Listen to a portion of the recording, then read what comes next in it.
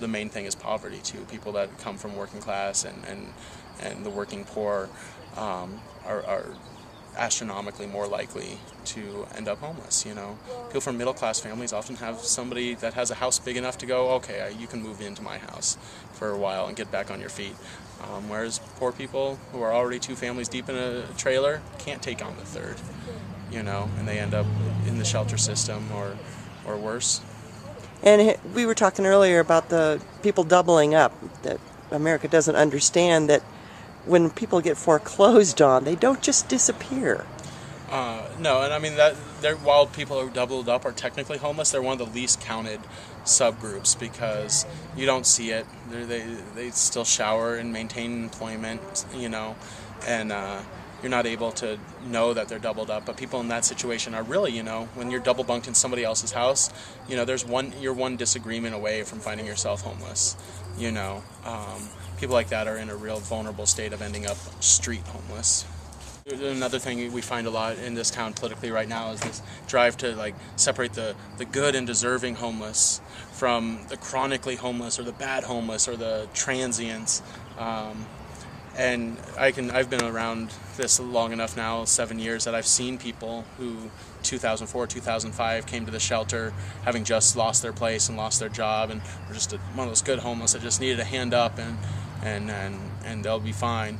And I've seen them slowly just lose hope. I mean, 2 years of filling out applications that deny you. I can empathize with why people decide to just go get drunk by the river all day instead of continue to put in applications. I've seen those folks who were the good homeless, the ones that just needed a hand up in the short term, fall through the cracks time and time again. And I mean, that can lead me right. It's part and parcel, I think, to the way the shelter system is currently set up. And I think, you know, what's the problem with shelters? You know, at first, they're a needed facility. And like, for example, the one in our town is actually also our FEMA shelter. So if like a neighborhood burned down, that's where everybody's supposed to go, but it's already full. Or if Riverside floods on a big river year, that's where everybody's supposed to go, but it's already full. So it's also our emergency shelter. There's a need for shelters, but the shelter system by and large has no case management, and it's merely placing people in a big box and spending $500,000 to police them. Make sure they don't swear, make sure, you know, couples don't kiss too much. And I had problems when I worked there with the amount of rules and kind of authoritarian nature of the shelter system. But lately things have really gotten worse. We've talked to people just this last week who got 2 weeks out for trying to talk to his mom. His mom's on the family side with his sister's kids, her grandkids, and the brother is, the grandma's son is on the single side. Single and family side can't talk.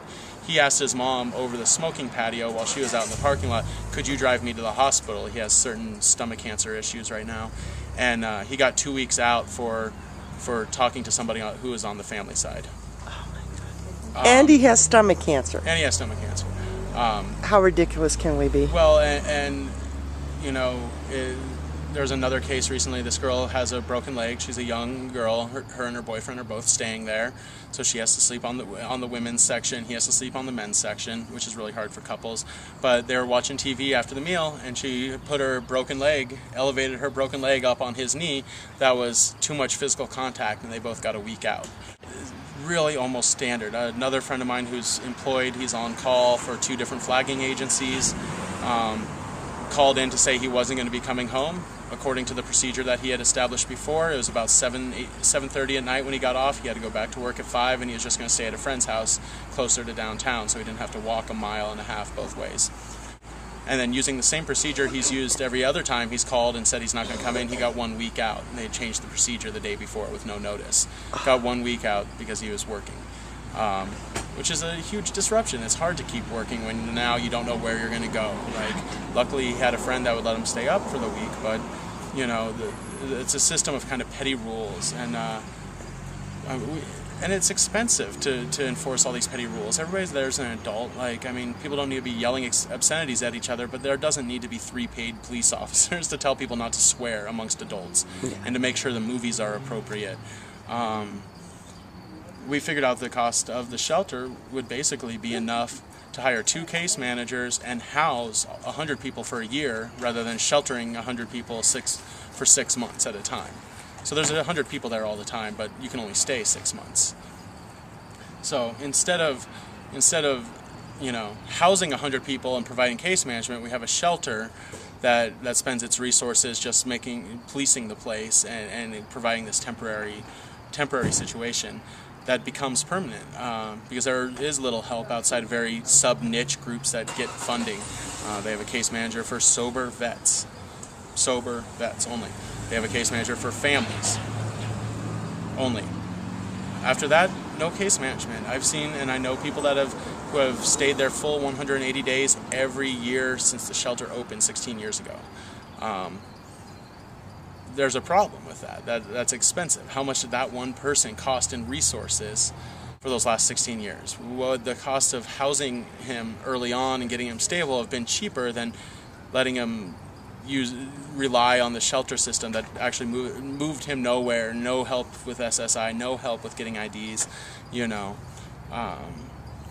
So the system's inefficient and expensive, and it's not a real solution. It's the bucket analogy I used earlier, but it is. They want to talk about expanding the shelter, expanding the number of shelter beds.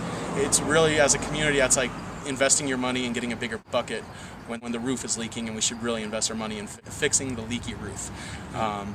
It really is as simple as that. Like, start looking for solutions rather than treating the symptoms of the problem.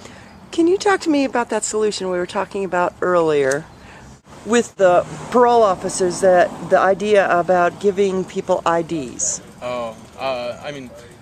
Felons and parolees and interactions with the justice system is a major contributing factor to a number of people's homeless situation. And what's really alarming is the number of people who are paroled from prison to homeless, to shelters throughout the state. And people are paroled often without any of their belongings. They have no ID, they have no birth certificate. A lot of people never bonded out before trial, so literally everything they own disappeared in some rental apartment. They went straight from county jail to prison, and they get released from prison. They have no identification at all. And we've been trying to just remove that barrier of IDs. Sometimes it can take people up to 2 years to get their ID and paperwork record reestablished after leaving prison. It's pretty hard to get a job and establish housing when you don't have ID to get a job. And so we've been trying to talk to people in the Department of Corrections and in parole and in the governor's office about finding a way to potentially have prisons issue state-issued IDs upon release, so people can actually go get a job, so people can actually go get their Social Security card and their birth certificate and get their paperwork reestablished.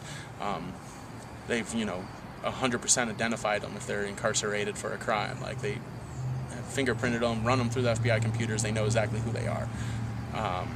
Issue them an ID upon release, so they have at least a fighting chance of making it on their own in this world. It's a huge issue, and it's a simple little bureaucratic fix that would remove that barrier to thousands of homeless people in the state.